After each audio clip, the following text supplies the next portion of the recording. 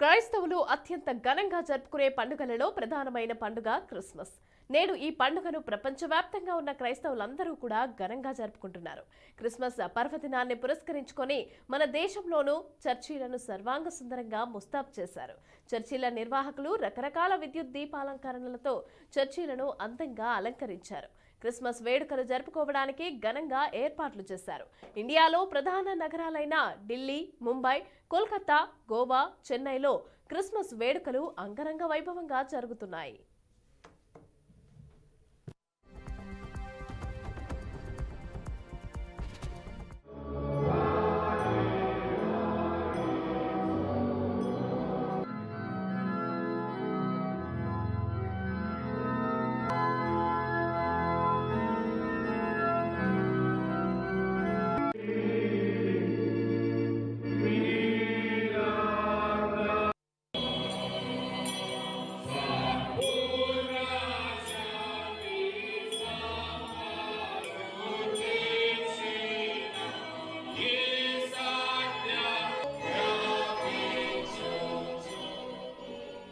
అంతేకాదు, చర్చిల ఆవరణలో యేసుక్రీస్తు జననానికి సంబంధించిన ప్రతిమలను కూడా ఏర్పాటు చేసి ప్రదర్శనలను పెట్టారు.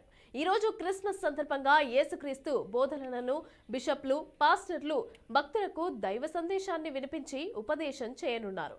దేశవ్యాప్తంగా కూడా మంత్రులు, రాజకీయ ప్రముఖులు వివిధ చర్చిలలో క్రైస్తవులతో కలిసి సామూహిక ప్రార్థనలలో పాల్గొననున్నారు.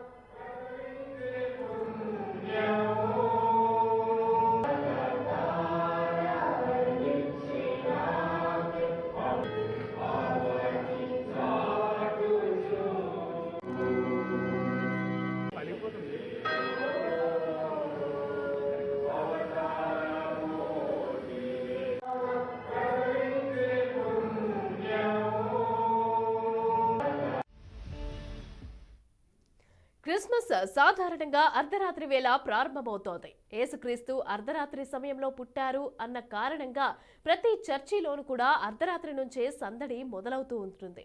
ఇక క్రిస్మస్ పండగ సందర్భంగా బహుమతులను ఇచ్చిపుచ్చుకోవడం కూడా ఎప్పటి నుంచో ఉన్న ఆనవాయితీ. క్రిస్మస్ పండగ సందర్భంగా ఎరుపు రంగు దుస్తులతో, అందమైన తెల్లని గడ్డంతో శాంతా క్లాస్ చేసే సందడి అంతా ఇంతా కాదు.